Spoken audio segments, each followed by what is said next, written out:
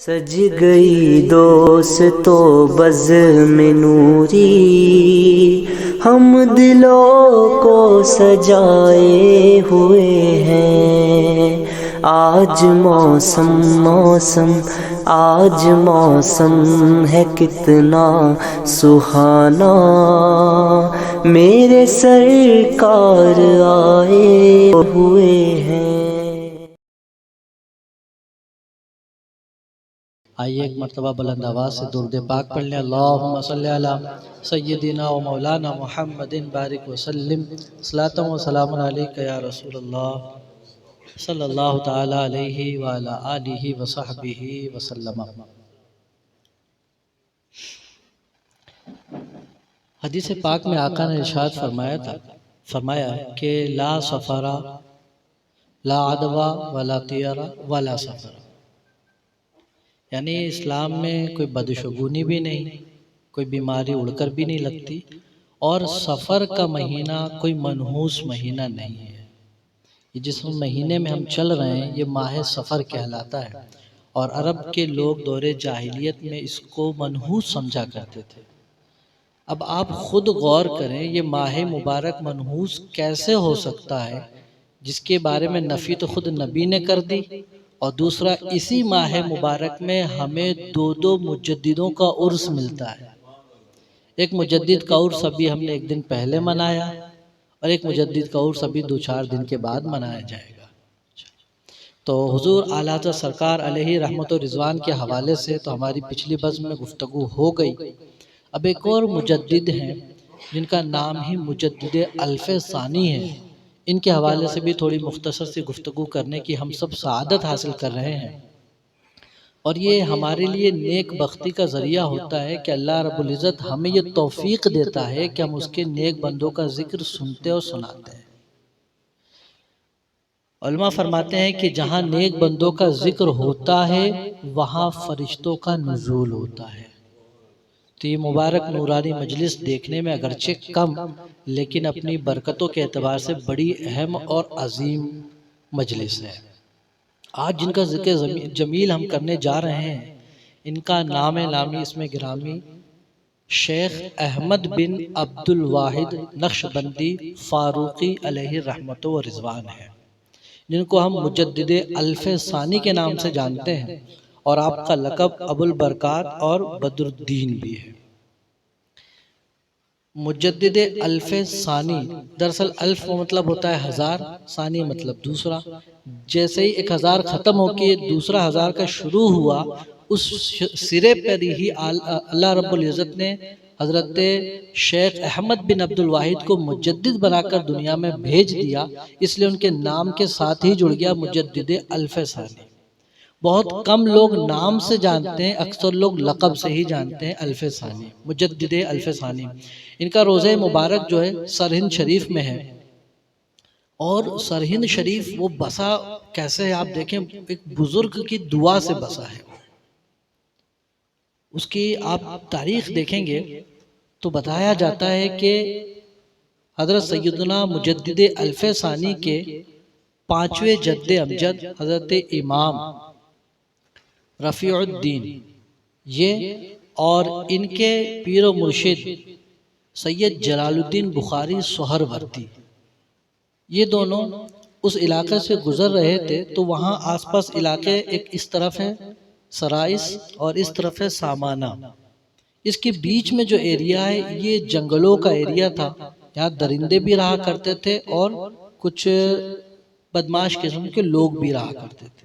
تو جب یہاں سے کوئی قافلہ گزرتا تو ان کو اپنی جان و مال کا ہمیشہ خطرہ لاحق رہتا تھا کہ اب یہاں سے یا تو درندوں کے نظر ہو جائیں گے یا تو پھر انسانوں کے نظر ہو جائیں گے۔ تو وہاں کے لوگوں نے ان بزرگوں کی بارگاہ میں عریضہ پیش کیا کہ آپ بادشاہ وقت، بادشاہ فیروز شاہ تغلق، اس زمانے میں بادشاہ تھا فیروز شاہ تغلق، تو آپ فیروز شاہ تغلق سے یہ کہہ دیں کہ اس جگہ پر ایک شہر آباد کر دے تاکہ پھر یہاں کے لوگ جو ہے امن کے ساتھ زندگی گزار سکیں۔ تو معاملہ یہ ہوا کہ سید جلال الدین صاحب بخاری کا یہ معتقد تھا فیروز شاہ تغلق۔ جب ان سے کہا گیا تو یہ راضی ہو گیا اور ان کے جد امجد کے بڑے بھائی ان سے کہا کہ آپ وہاں پر ایک قلعے کی تعمیر کیجیے۔ تو واقعہ یہ ہوا قلعے کی تعمیر کا کہ قلعے کی عجیب و غریب داستان کہ قلعہ دن بھر میں جتنا تعمیر کیا جاتا تھا اور تعمیر کر کے شام کو مزدور گھر جاتے تھے، جب صبح دوسرے دن آتے تھے وہ قلعہ پورا ڈھہ چکا ہوتا تھا۔ پھر اتنی محنت مزدور کر کے تعمیر کرتے تھے اور پھر جب دوسرے دن آتے تھے پھر وہ ڈھہ چکا ہوتا تھا۔ یہ عجیب معاملہ ماجرا سمجھ میں نہیں آیا لوگوں کو، تو انہوں نے جو پیر و مرشد تھے سید جلال الدین سہروردی، ان سے یہ معاملہ عرض کیا کہ حضرت ایسا ایسا معاملہ ہمارے ساتھ درپیش آتا ہے۔ تو انہوں نے حضور مجدد الفی ثانی کے جد امجد کو کہا کہ آپ وہاں جا کر قیام کریں، اپنے ہاتھوں سے بنیاد رکھیں تو انشاءاللہ محفوظ رہے گا۔ تو مجدد الفی ثانی کے جد امجد وہاں گئے، اس کی بنیاد رکھی اور وہیں سکونت اختیار کی، تو وہ پھر جگہ آباد ہوتا چلا گیا۔ آج اس کو ہم سرہند کے نام سے جانتے ہیں۔ تو بزرگوں کی روحانیت وہاں پر پہلے سے ہی شامل ہے، اس وجہ سے وہ بہت زیادہ مؤثر اور بابرکت جگہ بن گئی ہمارے لیے۔ حضور مجدد الفی ثانی کے جو والد محترم تھے وہ بھی اپنے وقت کے جید عالم دین میں سے تھے۔ اچھا، یہ دونوں مجدد ہیں جن کا عرس آتا ہے، اعلیٰ حضرت سرکار کا بھی ان کا بھی۔ ان کے بھی جد اعلیٰ عظیم عالم دین تھے، ان کی بھی جد اعلیٰ یعنی والد محترم عظیم عالم دین تھے۔ ان کی بھی دینی خدمات تھے، ان کی بھی دینی خدمات تھے۔ اور اعلیٰ حضرت سرکار کا جو مقابلہ تھا اس وقت دشمنان دین سے تھا، اور ان کا مقابلہ اس وقت حکومت وقت سے تھا۔ اور حکومت وقت سے ٹکرا جانا، ان سے لوہا لینا، یہ کوئی معمولی چیز نہیں ہوتی ہے، کیونکہ حکومت وقت کے پاس ہر ایک چیز مہیا ہوتی ہے۔ وہاں زبان کھولنے کا مطلب یہ ہے کہ اپنے آپ کو ہلاکت کے نظر کرنا ہے، لیکن یہ وہ کام وہی کر سکتا ہے جس کو اللہ رب العزت دین کی بقا اور اس کی اصلاح کے لیے آگے بھیجتا ہے۔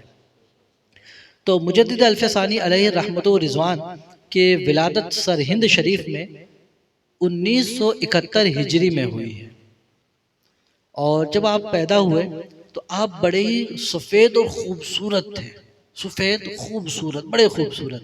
ایک مرتبہ بچپن میں آپ کی طبیعت خراب ہو گئی، ناساز ہوئی، تو والدہ پریشان ہوئی، تو والدہ محترمہ نے سید کمال کیتلی علیہ رحمت الرضوان کی بارگاہ میں حاضر ہوئی، بچے کو دکھایا کہ حضرت اس کو کچھ دم کر دیجئے، بہت بیمار ہو رہا ہے۔ تو سید کمال کیتلی فرماتے ہیں کہ گھبراؤ نہیں، یہ بچہ لمبی زندگی پائے گا اور اس کے دامن سے تمہارے اور ہمارے جیسے کئی لوگ سرفیاب ہوں گے۔ سید کمال الدین کیتلی فرما رہے ہیں جو اپنے وقت کے بزرگ ہیں کہ اس کے دامن سے تمہارے اور ہمارے جیسے کئی لوگ وابستہ ہوں گے اور نکلیں گے۔ تو اس وقت کی ان کی ولادت کا موقع تھا، اور انہوں نے جو تربیت پائی اپنے والد کے پاس ہی پائی تھی، اور پھر اس زمانے میں جو مشہور بزرگ تھے ان سے بھی درس لیا۔ والد محترم سے انہوں نے جہاں فرائض سیکھے وہی نوافل کی بھی رغبت انہیں والد سے ہی ملی ہے۔ وہ فرماتے ہیں کہ میرے اندر جو تربیت ہے خاص طور سے نوافل نفل نمازوں کی ترغیب میں نے اپنے والد سے سیکھی ہے۔ اس کا مطلب ان کے والد فرائض کے ساتھ نفل گزار بھی تھے، اس کو دیکھ کر ان کا بچہ خود نفل گزار بن رہا ہے۔ تو اب ہم چاہتے ہیں کہ ہمارا بچہ بھی نمازی ہو جائے، تو اس کے لیے ضروری ہے سب سے پہلے ہم نمازی ہو جائیں، کیونکہ ہم نمازی نہیں ہیں تو ہم لاکھ کوشش کر لیں بچہ نمازی ہو جائے، وہ نہیں ہو سکتا۔ ہاں اللہ کرم کر دے تو یہ الگ بات ہے، لیکن ہم نہیں ہیں، یعنی ہم اپنے بچے سے جو بنوانا چاہتے ہیں، جو بری عادت چھڑوانا چاہتے ہیں، ضروری ہے کہ پہلے خود چھوڑیں، تب جا کر وہ چھوڑے گا، ورنہ وہ نہیں چھوڑے گا۔ تو حضور مجدد الفی ثانی نے والد محترم سے علم حاصل کیا، اور 17 سال کی عمر میں تمام علوم دنیا سے فراغت حاصل کر لی، 17 سال کی چھوٹی سی عمر میں۔ اس کے بعد دین کی خدمت کے لیے وہ آگرہ تشریف لیا ہے، جو اس وقت اکبر آباد تھا، اور وہی سلطنت ہوا کرتا تھا اس وقت، دارالسلطنت۔ وہاں تشریف لیا ہے، تو آپ کے آنے کی وجہ سے وہاں بھی علمی غلغلہ بہت ہوا، اور تشنگان علوم آپ کے پاس آ کر دست بستہ فیض حاصل کرنے لگ گئے، اور بڑا مجمع ہوا۔ اور حضور سید مجدد الفی ثانی ایک زمانے یہاں رک گئے، تو باپ کی محبت نے انگڑائی لی، اور وہ تڑپ اٹھے کہ بہت دن ہو گئے بیٹے کی زیارت نہیں ہوئی ہے، اور پیرانہ سالی کے باوجود یعنی بوڑھے ہونے کے باوجود سرہند سے چلے ہیں، اور سرہند سے چلے صرف اپنی بیٹے کی ملاقات کے لیے۔ اور بیٹے کی ملاقات جب وہاں پہنچے تو ایک شخص نے کہا حضرت آپ اچانک سے آئے ہیں؟ تو انہوں نے کہا میرے بیٹا کچھ دینی کام میں زیادہ مصروف ہے، مجھے ملاقات کا شوق ہوا اس لیے میں چلا آیا۔ یہ ان سے محبت تھی۔ اچھا دیکھیے، باپ اور ماں باپ بچے پہ کتنے قربان ہوتے سے اندازہ لگائیے، انہوں نے ان کے لیے کتنا بہترین ذریعہ پیدا فرمایا۔ حدیث پاک میں آتا ہے کہ جب بچہ اپنے والدین کو محبت کی نگاہ سے دیکھتا ہے تو اس کو حج مقبول کا ثواب ملتا ہے۔ فائدہ کس کا ہوا؟ دیکھا بچے نے باپ کو محبت کی نگاہ سے، فائدہ اسی کا ہوا۔ تو یہ ماں باپ تو اتنے عظیم تحفہ ہے ہمارے لیے کہ جس کو حج نصیب نہیں ہو رہا ہے وہ گھر بیٹھے حج کیا کرے، محبت کی نگاہ سے دیکھا کرے، حج کا ثواب رب دیا کرے گا۔ اور دوسری بات، آقا نے ارشاد فرمایا، معجم کبیر کی حدیث پاک ہے، اس ارشاد فرماتے ہیں کہ جب باپ، یہ تو بیٹے کا مسئلہ تھا، جب باپ محبت کی نگاہ سے، باپ محبت کی نگاہ سے بیٹے کو دیکھتا ہے تو اللہ رب العزت بیٹے کو ایک غلام آزاد کرنے کا ثواب عطا فرماتا ہے۔ بیٹے کو غلام آزاد کرنے کا ثواب۔ اب ایسا کیوں ہے؟ پہلے بیٹے نے محبت سے دیکھا تو سمجھ میں آتا ہے، لیکن یہاں باپ محبت سے دیکھ رہا ہے اور خوش ہو رہا ہے تو بیٹے کو ایک غلام آزاد کرنے کا ثواب کیوں مل رہا؟ وہ اس لیے ملتا ہے، محدثین فرماتے ہیں کہ جب باپ نے بیٹے کو دیکھا اور یہ دیکھا کہ دین میں لگا ہوا، اس سے اس کو خوشی ملی، تو گویا اس بچے نے اپنے رب کو راضی کیا اور باپ کی آنکھوں کی ٹھنڈک کا سامان فراہم کیا، اس لیے اللہ نے یہ نعمت عطا فرمائی۔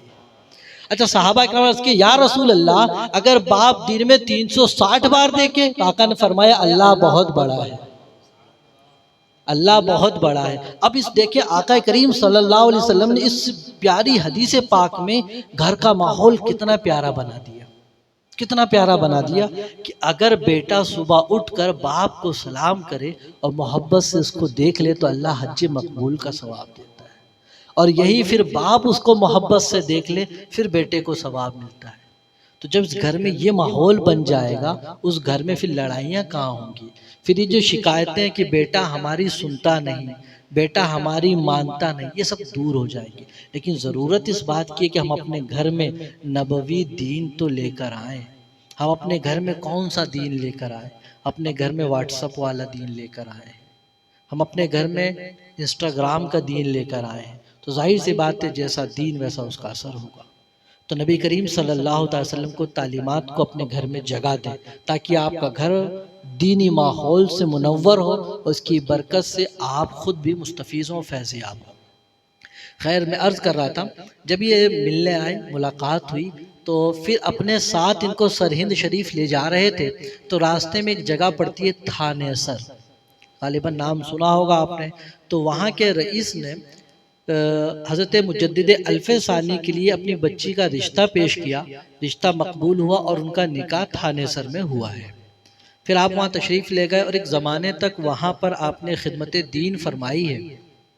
اور مجدد الف ثانی علیہ رحمت و رضوان یہ مبارک ذات ہے، یہ مبارک ذات ہے کہ اللہ رب العزت نے اس ذات کے اندر سلسلہ چشتیہ کو بھی جمع کر دیا، سلسلہ سہروردی کو بھی جمع کیا ہے، سلسلہ نقشبندی کو بھی جمع کیا اور سلسلہ قادریہ کو بھی جمع فرما دیا۔ وہ خود فرماتے ہیں کہ الحمدللہ اللہ رب العزت کے کرم سے حضور سے مجھے کئی واسطوں سے تعلق حاصل ہے اپنے، اور سلسلہ نقشبندی میں 21 واسطوں سے سرکار سے وسیلہ حاصل ہے، سلسلہ قادریہ میں مجھے 25 واسطوں سے، اور سلسلہ چشتیہ سے مجھے 27 واسطوں سے نبی کریم صلی اللہ علیہ وسلم سے وصال حاصل ہے۔ تو لیکن حضور مجدد الف ثانی علیہ رحمت و رضوان نے سلسلہ نقش بند کو آگے بڑھایا اور اس کو ترجیح دی ہے۔ اس کی وجہ کیا ہے؟ اس کی ایک وجہ تو یہ ہے کہ نبی کریم صلی اللہ علیہ وسلم سے یہ واسطہ ان کا جلد پہنچتا تھا، 21 واسطوں میں پہنچ جاتا تھا۔ اور حضور مجدد الف ثانی علیہ رحمت و رضوان یہ حضرت عمر فاروق رضی اللہ تعالیٰ کی نسل سے ہیں، بتایا گیا کہ 28ویں پشت سے یا پھر 32ویں نسل مبارک میں یہ حضرت ان کا نسب حضرت فاروق اعظم سے جا ملتا ہے۔ جب ہم اس معنی پہ غور کرتے ہیں تو یہی وہ فاروقی خون تھا جو حکومت وقت کے خلاف بھی کھڑا ہو گیا، اس نے سر نہ جھکایا۔ قید میں جانا تو پسند کیا، وہ صعوبتیں پسند کی، لیکن حکومت وقت کے خلاف سر جھکانا پسند نہیں کیا۔ کیسے ہو سکتا ہے جس کے رگوں میں فاروق اعظم کا خون دوڑ رہا ہو، جس کے جد امجد یعنی فاروق اعظم کی شان یہ ہو کہ شیطان دیکھے تو راستہ بدل لے، تو یہ کیسے ہو سکتا ہے کہ بادشاہ وقت کو دین کے خلاف دیکھے اس کے سامنے جھک جائے؟ یہ نہیں ہو سکتا۔ یہی وجہ تھی کہ وہ بڑے شان کے ساتھ انہوں نے دین کی تبلیغ فرمائی ہے۔ تو میں یہ عرض کر رہا تھا کہ سلسلے نقش بندیہ کو انہوں نے آگے بڑھایا، اس کی وجہ یہ تھی کہ جو ان کے بزرگ ہیں، جو ان کے پیر و مرشد ہیں، شیخ خواجہ باقی باللہ علیہ رحمت و رضوان، یہ ان کے شیخ ہیں، اور یہ نفلی حج کے لیے تشریف لے جا رہے تھے، دہلی پہنچے تو ان کے ایک دوست مولانا حسن صاحب، تو انہوں نے کہا کہ ایک مرتبہ خواجہ محمد باقی باللہ سے ملاقات کر لیں، پھر تشریف لے جائیں۔ وہاں وہ حاضر ہوئے تو شیخ نے کہا کہ اگر ماشاءاللہ آپ بہت ہی مبارک سفر میں ہیں، لیکن اگر کچھ دن یہاں ٹھہر جائیں، 1 ہفتہ صحیح، 2 ہفتہ صحیح، 1 مہینہ صحیح، تو بہت ہی بہتر ہوگا۔ مجدد الف ثانی کہتے ہیں کہ میں وہاں رکا، تقریباً 2 سے 3 مہینے وہاں قیام فرمایا آپ نے۔ کہتے ہیں کہ جس دن میں وہ شیخ کی بارگاہ میں حاضر ہوا، اسی دن میرے دل سے آواز آئی کہ اس بارگاہ کے صدقے اللہ مجھے معراج کی دولت عطا فرمائے گا، یعنی اس تصوف کی معراج عطا فرمائے گا۔ اگرچہ میرے نامہ اعمال اس بات پہ یقین نہیں کر رہے تھے، لیکن ان کا فیضان ایسا جاری ہوتا کہ دل کہہ رہا تھا کہ اللہ رب العزت ان کی برکت سے مجھے اس راہ میں کمال عطا فرمائے گا۔ اور حضرت خواجہ باقی باللہ خود اپنا واقعہ فرماتے ہیں کہ مجدد الف ثانی پر اتنا کرم کیوں کیا انہوں نے۔ بہت ان کے مرید تھے، لیکن مجدد الف ثانی پہ خصوصی کرم کیا انہوں نے۔ وہ کیوں؟ فرماتے ہیں کہ ان کے پیر و مرشد فرما رہے ہیں، مجدد الف ثانی کے پیر و مرشد فرما رہے ہیں کہ میرے پیر و مرشد نے مجھے ہندوستان جانے کو کہا، تو میں نے اپنے اندر کمی کے سبب تھوڑا پشو پیش ہوا کہ جاؤں کہ نہ جاؤں۔ تو میرے شیخ نے کہا استخارہ کر لو، اس کے بعد فیصلہ کر لو۔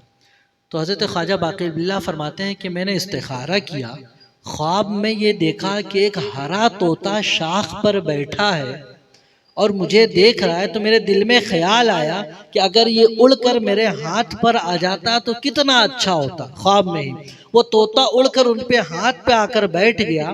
خواجہ باقی باللہ نے اپنا لعاب دہن اس طوطے کے منہ میں ڈالا اور طوطے نے بھی شکر آپ کو عطا فرمائی۔ جب صبح ہوئی تو اپنے شیخ سے معاملہ بیان فرمایا کہ میں نے استخارہ کیا، خواب ایسا دیکھا ہے۔ تو بیان فرماتے ہیں ان کے پیر و مرشد کہ دیکھیں یہ طوطا ہند کا پرندہ ہے، اور اس کی طرف سے اشارہ ہے کہ تم ہند جاؤ، وہاں جانے کے بعد تمہارے دامن سے ایک ایسا شخص وابستہ ہوگا جس کو تم بھی فیضیاب کرو گے اور وہ بھی تمہیں فیضیاب کرے گا۔ اور پھر اس کی جب حضرت مجدد الف ثانی بارگاہ میں حاضر ہوتے ہیں تو بیعت فرمانے سے پہلے خود خواجہ باقی باللہ ان سے فرماتے ہیں کہ بیٹا سنو، جب میں یہاں آیا تو جب میں اس مقام سے گزرا جو آج سرہند بنا ہوا ہے، تمہارا مقام ولادت ہے، وہاں سے گزرا تو عالم واقعہ میں مجھے بتایا گیا یہ جو سرزمین ہے یہاں پر ایک قطب ہوگا اور اس قطب کا حلیہ ایسا ہوگا۔ خواجہ باقی باللہ فرماتے ہیں کہ جب میں نے یہ سنا تو دوسرے دن میں نے وہاں کے بزرگوں کو تلاش کیا، وہاں کے فقراء کو تلاش کیا، سب سے ملاقات کی۔ اولاً تو کسی کے اندر قطب جیسی صلاحیت نہیں ملی، دوسرا جو حلیہ مجھے خواب میں دکھایا گیا تھا وہ حلیہ بھی میچ نہیں کر رہا تھا۔ تو میں یہ سمجھا شاید کہ اس سرزمین پر کبھی قطب ہوگا، اس کے بارے میں مجھے ابھی بتایا، لیکن جب تم میری بارگاہ میں آئے، جب تمہیں میں نے دیکھا تو وہ حلیہ مجھے یاد آ گیا جو مجھے وہاں پر دکھایا گیا تھا۔ اور پھر تو جب تمہیں میں نے اپنی صحبت میں لیا تو تمہارے اندر وہ قطبیت کی ساری چیزیں پائی گئی جو مجھے بتائی گئی تھی، اس لیے میں نے تمہیں مرید بھی کیا، اجازت و خلافت سے بھی نوازا ہے۔ تو یہ کرم تھا ان کے اوپر، اس لیے انہوں نے سلسلہ نقشبندیہ کو ترجیح دی اور اسی کو پھر بہت آگے تک لے گئے۔ سلسلہ نقشبندیہ آج بھی سلاسل میں بہت ہی عمدہ سلسلہ ہے، اور اس کے اندر زیادہ تر جو فوکس کیا جاتا ہے وہ بندے کے اندر مجاہدے پر، عمل پر زیادہ فوکس کیا جاتا ہے۔ اس کے اندر جو مرید ہوتا ہے خاص وظائف دیے جاتے ہیں، اس وظائف کی کرنے کا پابند بنایا جاتا ہے اس کے اندر۔ آج بھی یہ سلسلہ جاری ہے۔ اس سلسلے کے اندر بہت جلدی مرید بھی نہیں کرتے، اور مرید کرتے ہیں تو ایسے چھوڑتے بھی نہیں ہیں۔ پھر بہت بابرکت اور عظیم سلسلہ ہے یہ سلسلہ نقشبندیہ۔ تو میں عرض کر رہا تھا کہ یہ ان سے مرید ہوئے، اور فیضان کمالات جب اس شان سے آیا تو پھر اب انہوں نے اپنے دعوت و تبلیغ کا سلسلہ اور آگے بڑھانا شروع کیا۔ اور اس وقت جو تخت پہ سلطنت جو حکومت چل رہی تھی وہ اکبر کی حکومت تھی، اور یہ آخری دور تھا اس کا، جس آخری دور میں اس نے دین الہی کی بنیاد رکھ دی تھی۔ یہ دین الہی کیا تھا؟ دین الہی دراصل دین اسلام کے بالکل اپوزٹ دین تھا، جس کے اندر طبیعت کو زیادہ دخل تھا، شریعت کو دخل نہیں دیا گیا تھا۔ اور پھر مجدد وقت اس کو کیسے برداشت کر سکتے ہیں؟ لیکن وہ جو زمانہ تھا اتنا سخت زمانہ تھا کہ کچھ بھی کہنا اپنے آپ کو ہلاکت میں ڈالنا تھا، اور پھر جو آگے مشن تھا وہ رک جاتا۔ تو اکبر کا جو آخری دور تھا، اس دور میں مجدد الف ثانی نے نبی کریم صلی اللہ علیہ وسلم کی مکی زندگی کو سامنے رکھا، اور جس طرح نبی نے مکی زندگی میں خفیہ طور پر تبلیغ فرمائی، دین کو آگے بڑھایا، ویسا کام اس زمانے میں کرتے رہے۔ اور جب جہانگیر تخت پر بیٹھا تو یہ زمانہ ان کے لیے مدنی دور کی طرح تھا، اور یہ کھل کر سامنے آئے، اور پھر بہت زیادہ دین اسلام کی ترویج و اشاعت فرمائی۔ لیکن آپ نے سنا ہوگا کہ مجدد الف ثانی کو قید میں ڈالا گیا، اور یہ گوالیار کے قلعہ میں وہ بند بھی تھے۔ وجہ کیا ہوئی؟ وجہ یہ ہوئی کہ مجدد الف ثانی نے ایک کتاب لکھی تھی رد الروافض، شیعوں کے رد میں۔ اور شیعوں کے رد میں انہوں نے جب کتاب لکھی بہت مقبول، اور ویسی کتاب آج تک اس کا رد نہیں لکھا گیا، آج تک اس کا جواب کسی سے نہیں بن پڑا۔ تو اس کی وجہ سے جو جہانگیر کے سلطنت میں جو لوگ اصول اثر والے تھے وہ لوگ بگڑ گئے، خاص طور سے آصف جاں اور نور جہاں بیگم، یہ دونوں شیعت عقیدے سے متاثر تھی۔ تو انہوں نے بادشاہ کو ان کے خلاف ورغلانا شروع کیا، اور یہاں تک ورغلا دیا کہ یہ آپ کو کچھ نہیں سمجھتے ہیں، اور یہ اپنے آگے کسی کو کچھ نہیں سمجھتے، یہاں تک کہ بادشاہ وقت کو بھی کچھ نہیں سمجھتے ہیں۔ اور اگر آپ کو اس کا جائزہ لینا ہے تو آپ ان کو اپنے دربار میں بلا کر دیکھ لیجئے۔ اور دربار ایسا بنایا تھا کہ وہ گیٹ چھوٹا بنا تھا تاکہ جو بھی آئے تو اسے جھک کے داخل ہو مجبوری میں، تو یہ سمجھتا تھا یہ جھک کر داخل ہوتے ہیں تو میری تعظیم ہوتی ہے۔ تو اب انہوں نے یہ حربہ اپنایا۔ لیکن مجدد الف ثانی کو جب بارگاہ میں، جب دربار میں بلایا گیا تو مجدد کی شان تو الگ ہوتی ہے، تم کچھ بھی سوچو، لیکن خدا کا بندہ جو سوچتا ہے وہ کسی کی عقل میں نہیں آتی ہے۔ وہ یہ چاہ رہے تھے کہ چھوٹے دروازے کی بیس پر مجدد کے سر کو اپنے سامنے جھکا دیں، لیکن جس کا سر رب کے سامنے جھک چکا ہو وہ پھر کسی دنیا دار کے سامنے جھکتا نظر نہیں آتا ہے۔ تو مجدد بھی جب اس دروازے میں داخل ہوئی تھی شان سے کہ پہلے پیر یوں داخل کیا، اس کے بعد سر یوں اندر لے کے گئے، وہ بھی دیکھتا رہ گیا کہ ہم نے کیا طریقہ نکالا تو اس نے کیا کر کے دکھایا ہے۔ اس سے وہ بہت زیادہ بگڑ گیا۔ بگڑنے کے بعد دونوں نے کان بھرا، دیکھیے ہم کہہ رہے تھے کہ یہ جو شخص ہے وہ آپ کو کچھ نہیں سمجھتا۔ اور پھر شیعہ اس کے اثر میں پھر ان لوگوں نے بہت زیادہ ورغلایا، تو معاملہ یہ ہوا کہ ان کو نظر بند کر دیا گیا۔ نظر بند کرنے کے بعد لیکن جو مقصد تھا ان کا دین کی ترویج و اشاعت کرنا، وہ قلعے میں جانے کے بعد اور زیادہ ہونے لگی، کیونکہ قیدیوں تک کوئی پہنچ نہیں پاتا۔ جب وہ قید خانے میں پہنچے تو وہ قید خانہ مجاہدہ خانہ ہو گیا تھا۔ جو قیدی گناہ کرتے تھے انہیں گناہوں سے توبہ کرا دیا، جو کبھی نماز نہیں پڑھتے تھے انہیں نمازی بنا دیا، جو شریعت کو کچھ نہیں سمجھتے تھے انہیں شریعت والا بنا دیا۔ گویا کہ وہاں ان کا ایک مشن چلنے لگ گیا، اور جو اس کی حفاظت میں رہتا تھا وہ خود مجدد الف ثانی کا معتقد ہو گیا، بالکل سختی نہیں کرتا تھا۔ معاملہ یہ ہوا کہ اندر رکھا تھا اپنی تخت کو بچانے کے لیے، قید میں جانے کے بعد معاملہ یہ ہوا کہ اب اس کی تخت خطر میں پڑ گیا۔ نتیجہ یہ ہوا کہ اب مجدد الف ثانی کو قید سے نکال کے باہر لایا جائے، تو مجدد الف ثانی نے کہا میں ایسے باہر نہیں آؤں گا۔ سنت یوسفی پہ پورا عمل کیا، جیسے حضرت یوسف علیہ السلام قید میں رہے تھے، بغیر کسی غلطی کے، اور جب نکلنا ہوا تو انہوں نے پہلے کہا تھا کہ میری صفائی میں پہلے عورتوں سے گواہی لو، جب وہ گواہی دیں گے تو میں باہر آؤں گا۔ جب یہاں بھی یہ ہوا کہ اب ان کو باہر لایا جائے تو انہوں نے کہا میں ایسے باہر نہیں آؤں گا، میری چند شرطیں اس کو پورا کریں تو میں باہر آؤں گا۔ شرطیں کیا ہے؟ پہلا تو یہ کہ بادشاہ کو کوئی تعظیمی سجدہ نہیں کرے گا، یہ مانو۔ اس کے علاوہ کوئی بھی ایسا حکم جو شریعت کے خلاف ہوگا، چاہے کسی کا ہو، بادشاہ وقت کا ہو، وہ نہیں مانا جائے گا۔ اور جو بھی منکر شرعیہ اس زمانے سے چل رہے تھے اب تک کہ اس کو یکلخت ختم کیا جائے تب جا کر میں باہر آؤں گا۔ الغرض انہوں نے جتنی شرائط طے پائی تھی سب کو قبول کیا، پھر مجدد الفسانی باہر تشریف لے آئے ہیں۔ تو جو اسلام کو جتنا دبانا سوچتے ہیں تو اسلام اتنا ہی ابھر کر سامنے آتا ہے، اور یہ دیکھا گیا جب جب دبایا گیا ہے اسلام اور نکھر کر سامنے آیا ہے۔ اور شاعر نے کہا ہے کہ اسلام کے فطرت میں قدرت نے لچک دی ہے، تم جتنا دباؤ گے یہ اتنا ہی ابھرے گا۔ اور اسلام تیری نبض نہ ڈوبے گی حشر تک، تیری رگوں میں خون رواں چار یار کا، تیری رگوں میں خون رواں چار یار کا۔ درود پاک پڑھیں، اللہم سیدنا و مولانا محمد بارک وسلم اللہ صلی اللہ تعالی علیہ وآلہ وسلم۔ مجدد الفسانی اتنے بڑے عالم دین ہونے کے باوجود سنت نبوی کے بہت پابند تھے۔ دراصل کوئی بھی بغیر سنت نبوی کے پابند ہوئے ولایت کو حاصل ہی نہیں کر سکتا ہے۔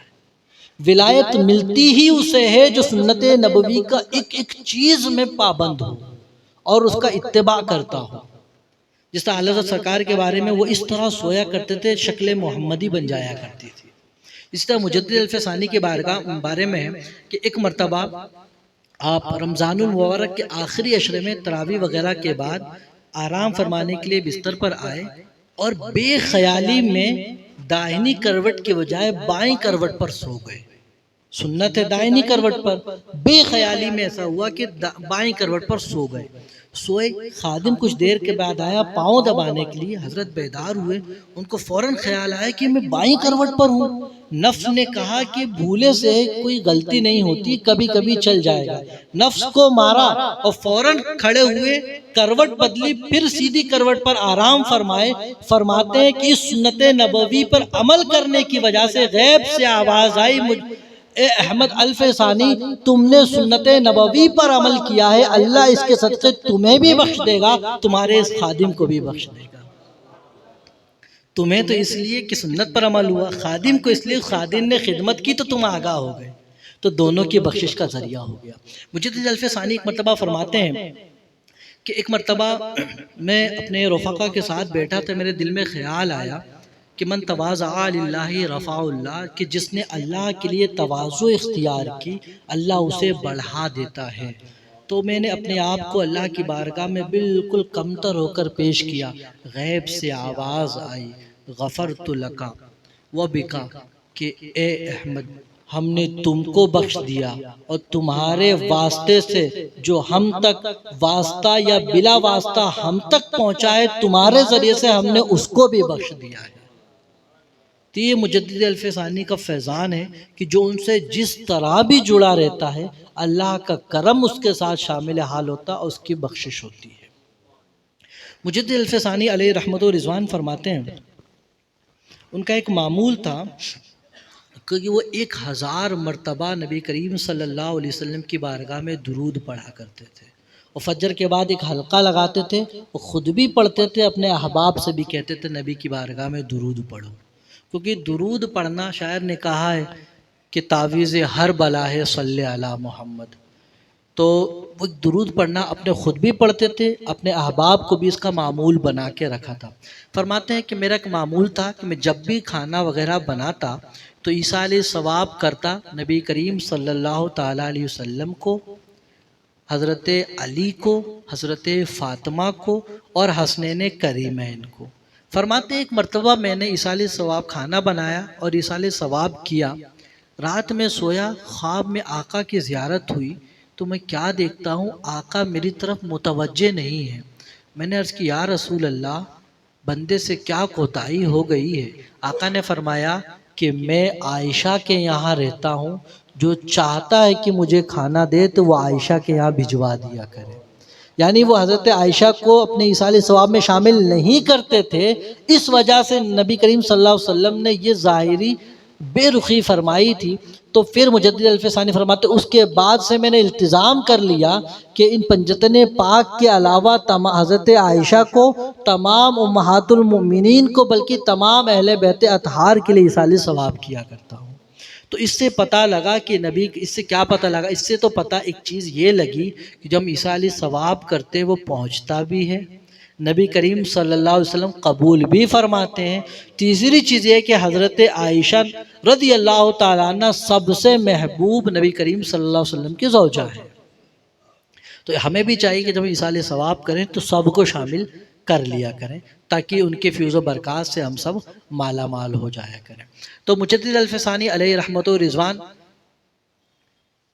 علماء کرام کے تعلق سے بڑی محبت فرماتے تھے، اور ایک مرتبہ کا بیان ہے جب آگرہ میں تھے اسی وقت کا، کہ دوران آگرہ ایک مجلس علم میں تشریف رکھتے ہیں، تو ایک شخص نے ان سے کہا فلسفے کے تعلق سے، جس کو ہم لاجک وغیرہ بھی کہہ سکتے ہیں، تو فلسفے کے حوالے سے گفتگو شروع ہو گئی، تو امام مجدد الفسانی نے کہا فلسفے کے تعلق سے امام غزالی نے ایسی ایسی بات ارشاد فرمائی ہے۔ تو اس شخص نے تھوڑا سا لہجہ بگاڑتے ہوئے کہا امام غزالی نے مناسب بات نہیں کی ہے، بس لہجہ بگاڑ کر اتنا ہی کہا تھا کہ امام غزالی نے کوئی مناسب بات نہیں کی ہے۔ مجدد الفسانی کو جلال آ گیا، اس وقت کھڑے ہوتے ہیں اور کہتے ہیں کہ اگر علماء کی صحبت کا ذوق رکھتے ہو تو اس طرح گفتگو سے باز آ جاؤ۔ یعنی وہ خود بھی عالم تھے اور عالم کا ادب بھی سکھاتے تھے کہ ان کی بارگاہ میں ہلکی بھی گفتگو بالکل برداشت نہیں کی جائے گی، اور اس لیے وہیں تنبیہ فرما دی۔ اسی طرح سے وہ تنبیہ سب سے یوں فرماتے تھے، ایک شخص ہے ان کی درسگاہ میں رہا کرتا، وہ بیان فرماتا ہے میرا پڑھنے کا دل نہیں کرتا، تو حضور مجدد الفسانی مجھے بلا بلا کر پڑھایا کرتے تھے اور کہتے تھے کہ بے علم عامل شیطان کا مسخرہ ہوتا ہے، اس لیے سیکھ لیا کرو۔ تو اس طرح سے ان کی تربیت فرمایا کرتے تھے۔ تو حضور مجدد الفسانی علیہ رحمت و رضوان جب ان کے وصال کا وقت آیا تو انہوں نے بہت پہلے ہی اس کی طرف اشارہ اپنے زمانے میں دے دیا تھا کہ اس وقت اس زمانے میں دنیا سے پردہ کر جاؤں گا۔ ایک مرتبہ کا بیان ہے کہ 1034 ہجری میں شعبان کی جو 15ویں رات ہوتی جس میں ہم عبادت کرتے ہیں، تو نصف شب کے بعد وہ گھر میں داخل ہوئے تو اہلیہ عبادت میں مصروف تھیں، اور فارغ ہونے کے بعد کہتی ہیں حضور مجدد الفسانی سے کہ آج کی رات، کیونکہ شعبان کی جو 15ویں رات ہے اس میں سال بھر جو پیدا ہونے والا تھا اس کو لکھ لیا جاتا ہے، جس کی موت ہونے والی تھی اس کو پورا رزق لکھ لیا جاتا ہے، تو اسی کی طرف اشارہ کرتی ہیں کہ آج کی رات بہت سو کو زندگی عطا ہوگی اور بہت سو کو اس صفحے ہستی سے جانا ہوگا، اب نہ جانے کس کے حق میں کیا فیصلہ ہوگا۔ مجدد الفسانی فرماتے ہیں کہ آپ شک کے ساتھ کہہ رہی کہ نہ جانے کس کے ساتھ کیا فیصلہ ہوگا، اس شخص کے بارے میں تمہارا کیا گمان ہے جس کو تو یہ معلوم ہو چکا ہے کہ اس صفحے ہستی سے اس کو اس سال جانا ہے۔ اس طرف انہوں نے اشارہ فرمایا، اور تقریباً جب ذی الحجہ کا مہینہ شروع ہوا تو آپ کو تھوڑی پریشانی شروع ہوئی، اور آپ نے فقراء میں کپڑے وغیرہ بٹوائے، اور یہ پھر سلسلہ تھوڑا سا آگے بڑھتا رہا۔ آگے بڑھنے کے بعد جب سفر شریف شروع ہوا اور سفر کی 22-23 تاریخ آئی تو اس میں آپ کے مرض نے اور شدت پکڑی، اور آخری نماز جو مجدد الفسانی نے پڑھی وہ بیماری کی حالت میں تہجد کی نماز تھی۔ آپ تہجد کے وقت بیدار ہوئے، نماز ادا فرمائی، اور اس کے بعد پھر نماز پڑھے۔ نماز پڑھنے کے بعد رفقا کے محفل تھی، فرماتے ہیں 28 تاریخ کو کہ خادمین تھے، سب کو وصیت فرمائے، کہتے ہیں کہ بس ایک رات اور کافی پریشان کر لیا، اب پریشان نہیں کریں گے۔ اور پھر دوسری شب جو 29ویں شب آئی تو 29ویں شب میں اللہ رب العزت نے حضور مجدد الفسانی کو وصال ظاہری عطا فرمایا۔ تو اس طرح سے ایک مجدد وقت نے اپنی دینی خدمات کر اور دار فانی سے کوچ کر کے چلے گئے۔ لیکن مجدد الفسانی علیہ رحمت و رضوان یہ وہ بابرکت ذات ہے جنہیں اپنے وقت کے جتنے بھی علماء اکرام تھے تقریباً سبھی نے ان کو مجدد تسلیم کیا تھا۔ ان کے وقت میں کوئی معمولی لوگ نہیں تھے۔ شاہ ولی اللہ محدث دہلوی موجود تھے، شیخ عبدالحق محدث دہلوی موجود تھے، قاضی ثناء اللہ پانی پتی موجود تھے، اور اس طرح سے بڑے بڑے علماء اکرام نے ان کو اپنے وقت کا مجدد تسلیم فرمایا۔ اور یہاں تک کہ شاہ ولی اللہ محدث دہلوی فرماتے ہیں کہ حضرت مجدد سے ایمان والا ہی محبت کرے گا، اور حضرت مجدد سے جس کے بغض وہی رکھے گا جس کے دل میں ایمان نہیں ہوتا ہے۔ تو اس طرح سے ان کی شان بیان فرما کر لوگوں کو تو ان کی طرف مائل کرتے نظر آئے ہیں۔ آج بھی حضور مجدد الف ثانی علیہ رحمت الرضوان کا جو مزار اقدس ہے وہ تمام لوگوں کے لیے مرجع خلائق ہے۔